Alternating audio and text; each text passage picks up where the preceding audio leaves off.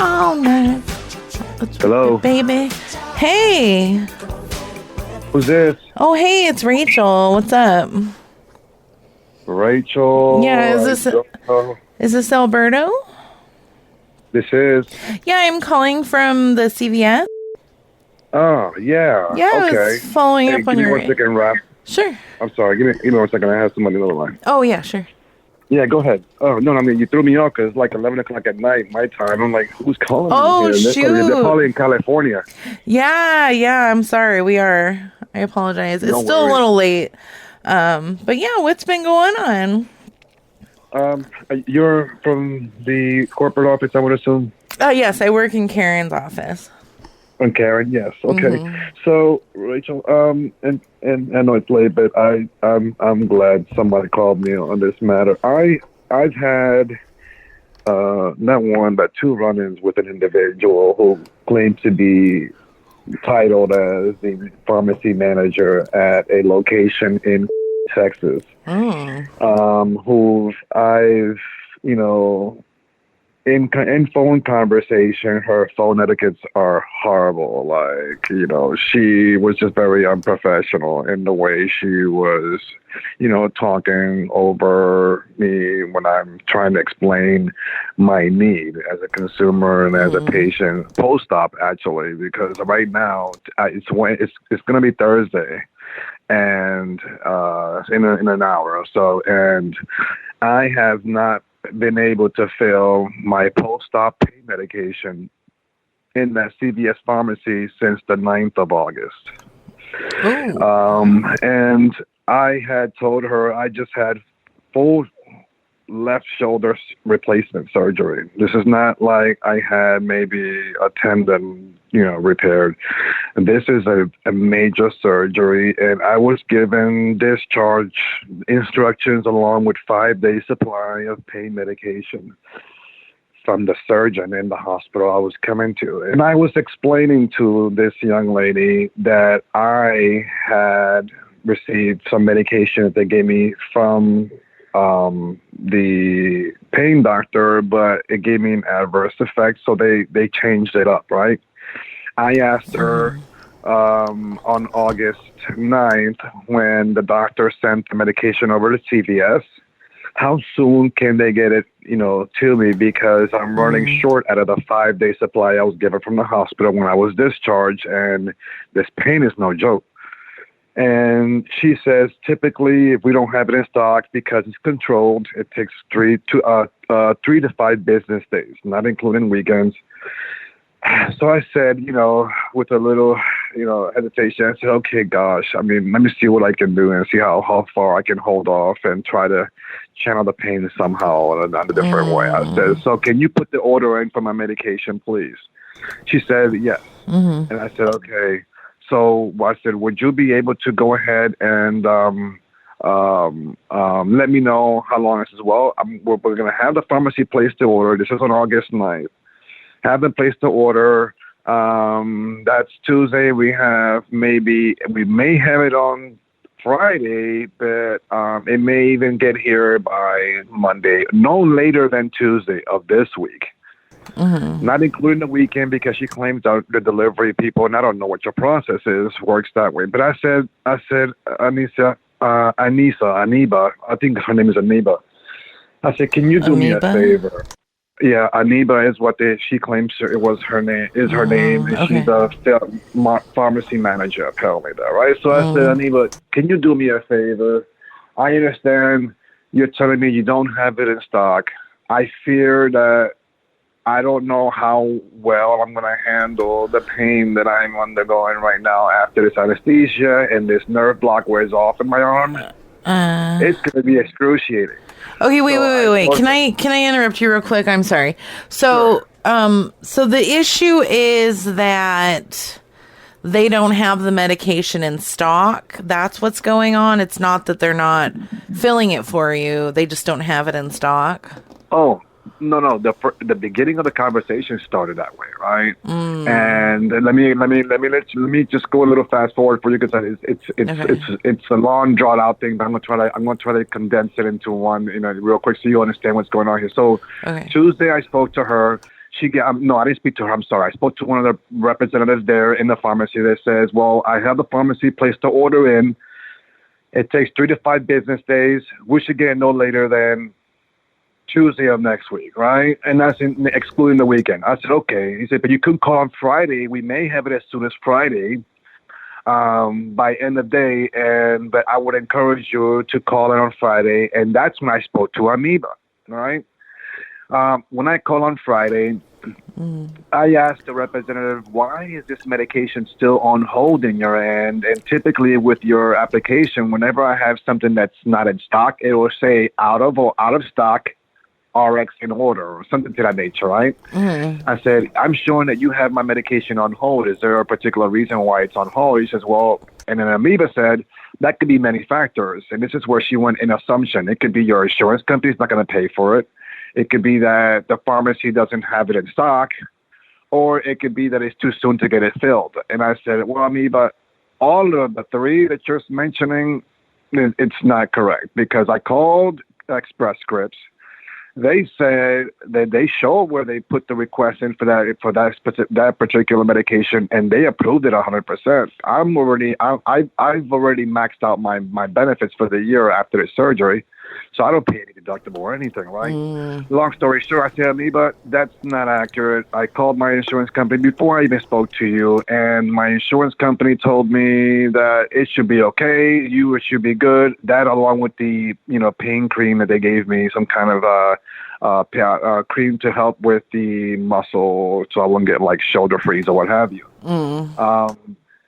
I called, and then she said, do you want me to call that pharmacy to let them know that we're good with your prescription, that why haven't they placed the order, or how long is the order going to take? Because if they're saying my prescription was on hold because they think that my insurance company's not paying for it, and that's why they didn't order it, then they're wrong. So they called, they spoke to Amoeba. Amoeba then said to them, that it's not a matter of not being able to get it through to the insurance because it's a 30-day supply and he's due for it now, but we don't have it on stock. And then I was on 3-way, and I said, Amoeba, with all due respect, you had told me that your representative on Tuesday when we spoke had placed the order for my script to be filled, and I should wait 3 to 5 business days. I called you on Friday, and then we had this discussion on Friday. Today, that was that same day. You said that you may get it in today, but you don't show anything in stock. And then I asked her. I said, Amoeba, listen. I mean, I know you're doing whatever you're doing, but can you maybe look at the local other CVS locations within the vicinity of Katy, that I can maybe drive to it and ask my doctor to send my script to there and then let them fill it there instead? She said, I can't do that. I'm like, can you explain to me why? Just because I can't. I don't have access to the inventory of who has what. I'm like, Amoeba, I find that hard to believe, because I've dealt with 2 other CVS in Katy and in Houston, Texas, and then when I ask for a specific medication, they says, well, we don't have it here, but I am showing that this other location, they had that medication. Do you want me to transfer it there? You follow what I'm saying? So I said, Amoeba, please, I need you. Did at any time during this, did you, I'm no pharmacist, but did you ever maybe just try to chew on an aspirin to help with the pain? Like, would that have solved this whole thing?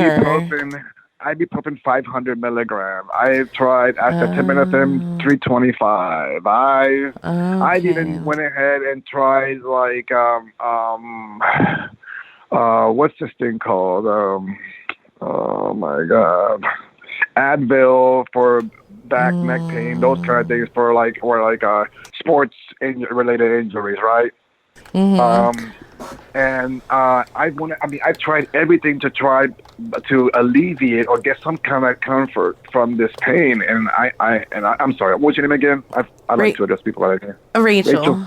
Rachel. Okay, so Rachel, I have a high pain tolerance, but that doesn't mean that it's not bad, right? So when I know that even with my pain tolerance, The pain is so excruciating that I've only been able to sleep 2 to 3 hours. Look, it's almost midnight right now, and I have a heat pad on my shoulder, and I have to go from heat to cold to try to get some kind of relief on this shoulder because I don't have the pain management that helps me get through the night.